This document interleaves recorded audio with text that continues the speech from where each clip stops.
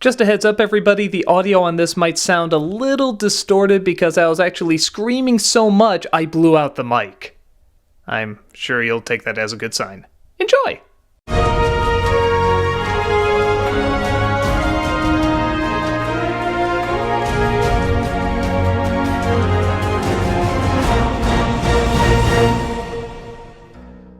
Okay, so I've seen a lot of Disney sequels this year, and I've hated a lot of them, but for some reason, some strange reason, Mulán 2 I hate the most. Now, that's not saying it's the worst. It's not the worst animated, it's not the worst story. The third Beauty and the Beast probably has that distinction. But something about this one just rubbed me so the wrong way and got me legitimately angry, which is so strange because the first Mulán I didn't even get that into. I mean, I liked it, I thought it was fine, had some good moments and stuff, but something about this one just made me appreciate it all the more when I see what it could have been, how awful it could have turned out. Mulán is back home training a bunch of kids how to be little warrior princesses when her boyfriend drops by and proposes. She of course says yes, but this looks like bad news for Mushu, not voiced thank God by Eddie Murphy this time, but a much more unfunny Eddie Murphy impersonator who's going to lose his job because he no longer has to look after Mulán. So it's up to him to try and split the couple apart. Yeah, doesn't that make him incredibly likable? But come on, this is the sequel to Mulán, this girl that went and defeated this army. Surely some action's gotta be in here. Well, the Emperor of China sees that the Huns are about to attack. Okay, here we go. Now we're gonna get some good sword fighting. He calls in Mulán, and what does he have her do? Escort these three princesses to be married. Yeah, because a marriage will unite these two kingdoms and thus they can fight the Huns together. Well, wait, that's it? That's really it? I mean, don't get me wrong, the movie makes it very clear early on that it isn't just about fighting and violence, it's about the center and peace and tranquility of the mind, but really? This is the plot? Of course they bring in the comic relief from the last film and they're gonna fall in love with them. There's gonna be this whole thing about, oh, should they marry or should they not? You know, choose your heart, all that blah blah blah. But here's the thing, it isn't like being forced to marry just because you're forced to marry because of tradition. The future of China relies on this. That throws in a completely different element. But Mulán doesn't care. Oh, she just wants her girlfriends to be happy.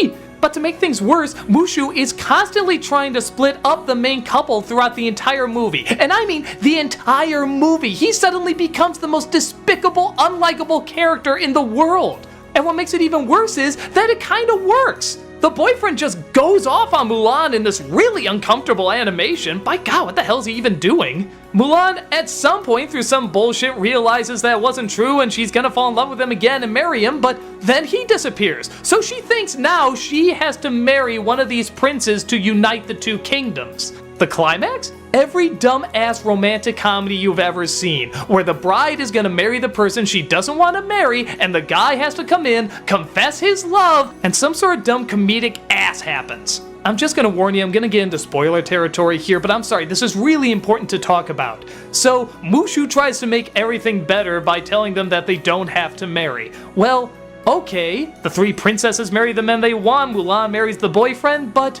what about China? They're doomed! There's no alliance! The Huns are going to attack! China is officially destroyed because of this! But at least they're marrying for true love! Ooh! It's never addressed what happens after this. I wouldn't make that big a deal out of it. I know, direct-to-Disney sequel, haha, but they make a big deal out of it. They keep talking over and over why they can't get married, how thousands will die if they don't join this union, and in the end, I guess they just let thousands die. It's really awful.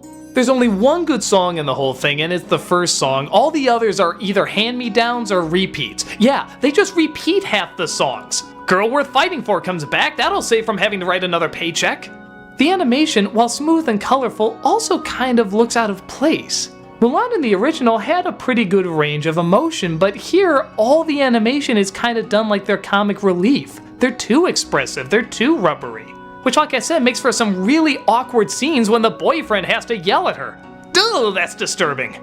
I don't know what it is, because like I said, I didn't get super into the first film, but something about this was just so insulting and so demeaning. The choices were just so bad, and maybe the fact that they did put in this really good animation just made the insult greater. If it had the animation of, say, Tarzan and Jane or one of these TV pilots, I'd forgive it a little bit more. But you know that they put in a lot of effort. Like, yes, this is the script. This is gonna be Mulán 2. This is gonna be what everyone is gonna get behind. I don't know, it just really friggin' irked me. And all the characters are unlikable, and generic, and bland, and not interesting, or stupid, or just mean-spirited. I can't believe what an asshole Mushu is. And the boyfriend, and Mulán for letting the entire everything of China die because follow your heart, which is like, oh my god, what is wrong with this movie? It is a mess. It is awful. It just got under my skin. I hated it so much. Like I said, I can't say it's officially the worst. There's definitely been worse Disney sequels, but this one, so far, I've hated the most. It sucks. It really sucks. If I ever had a kid and they wanted to see this, I'd say no. I'd just show them the first Mulán again. I don't even know what to say about it. Just skip it. Don't check it out. If you really love the movie Mulán, or even just think it's okay like I do, avoid this at all cost. The only thing it did is that it made me appreciate the first one a lot more. So I guess I'll give it that. But for everything else, this movie can friggin' blow me.